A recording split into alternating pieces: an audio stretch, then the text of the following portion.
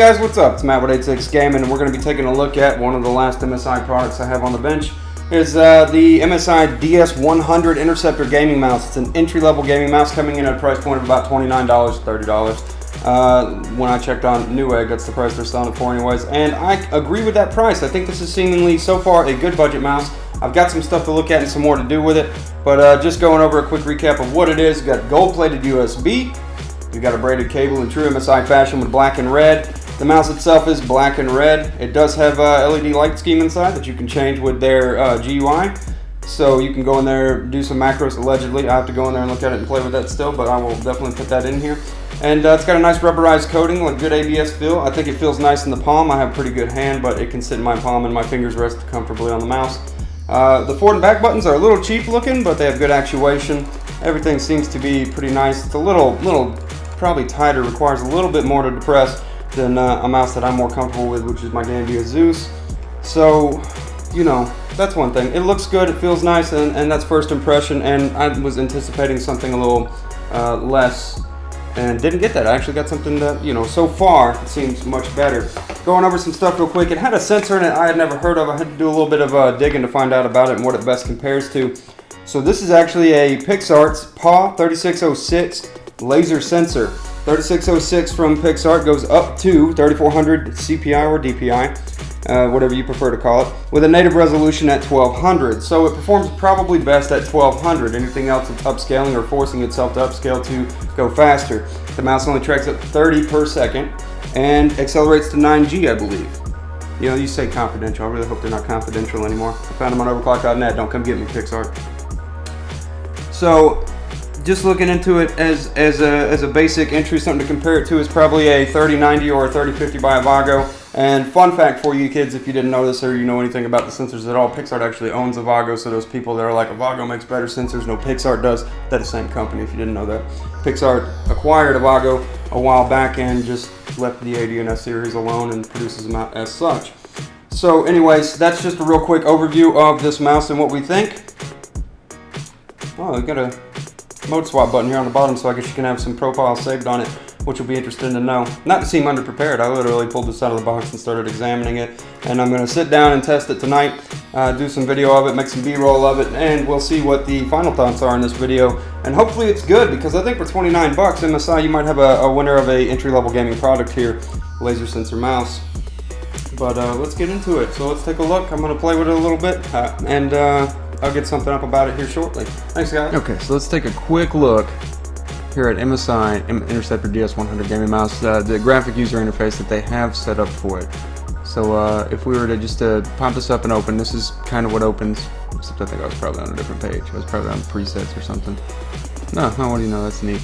You set it for role-playing game, real-time strategy, shoot game. I don't know how useful that would be to really anybody. It's a nice extra thing to add in there to bulkify the package, I guess. But over here at sensitivity, if you have certain DPI settings you don't want, you can use the top of the mouse to swap to them. But if you don't ever want to go down as low as 400, just walk through the steps to pick where you want it to be between like 1000 to 3500. So I'm assuming that's not a true 3500, as the likely sensor that we've gone over, unless they've revamped and changed it and I'm just unaware, is 3400 capable. So over here we've got macro assignments, essentially, or button assignments. So the main one's really nothing fancy you can do, but over here, of course, you can do forward, backward, single key, a lot of the basic functions, including and not limited to media and macro, and you can record a macro on the fly. So if you wanted to do a quick macro, that's something that you're capable of doing with this mouse, which is interesting and fairly neat. I do like that you can set different XY settings. For a $30 mouse, that's a pretty interesting feature to see, where you can change your DPIs whether you're going left or right or up and down. So that way, if you have some janky ovule, I don't know, function of playing, I mean, I kind of like it all the way around. I would never do that, but that's a neat feature to see them add so that people could choose to do that if they wanted to. You can set up to 5 different profiles in here, which explains why we have a swap button on the bottom of the mouse, which makes perfect sense, because if you just want to pick it up and change your profile settings, that's cool, they're stored on the mouse. That's pretty interesting. So over here's your polling rates: 125, 250, 500, 1000. It's pretty standard across any gaming mice these days. 1000 hertz polling is your ultimate pick if you're some true enthusiast gamer, because that cuts you down. Your click time, response actuation, all your play times are going to feel a lot more on point, because you've only got 1 millisecond latency there when you do that. And it's that thing that can add up, and I've mentioned before with other mice and just talking about other stuff, that can really add up when you start combining different things to shave millisecond time off. Everything from your actual world ping to what have you with your FreeSync, G-Sync stuff, and this being able to pull your product up to 1000 hertz. Giving you 1 millisecond delay, it could make the difference between you getting the shot or the other guy getting the shot, and then you getting mad and saying, oh, he must be cheating, because little things like this do add up, and he'll be thinking, wow, I'm lucky, I can't believe I got that. But anyways, going down and looking a little further, the light on this mouse flashes with no option that I could find just to set it to stay on one color. It breathes, and it only goes from low, medium, and high. So this right here sets us at low breathe, and it just breathes slow, medium, and then high, and it just breathes faster at those settings. Now you don't get a lot of pick from colors here. This is pretty much all you see is what you get. You got red, kind of green, really green, kind of blue, purple, and blue. I guess you'd call that a cyan color. Maybe this is more of like a lime or a I don't know, I got nothing. So yeah, just there's not a whole lot of fancy about it, but they did a little bit with it to kind of give it that extra flavor, and for $30 I appreciate that. It's already a good feeling mouse, and I'm enjoying using it when I am here, but it's nice to see that you can get these kind of features for that price point. I think that's a good thing, and I wish more companies would look into doing that. So good job, MSI. I'm happy about that. You can come over here and calibrate your stuff with your double click speed, your pointer speed, things like that. Now, pointer speed and your hertz polling are two different things. Your DPI and making how fast your pointer goes, they're not the same thing. So just buying a mouse and then going into Windows and changing it to, make it move faster, you're not really getting the same kind of benefit you would be out of, otherwise having the ability to change the actual DPI, CPI settings. So over here, a way you can calibrate with your click-ins and whatnots and have you. But, I wish there was a little more to kind of say about it, but this is reminiscent of a Shark gaming mouse.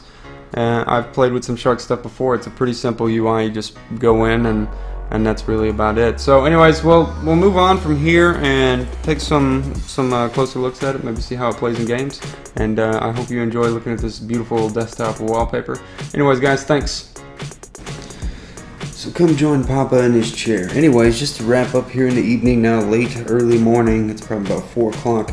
I would go ahead and say that this is a pretty good pickup at $29. I quite enjoyed using this mouse tonight, and I would say it's pretty decent. You get what you pay for, of course, but it's a pretty decent mouse.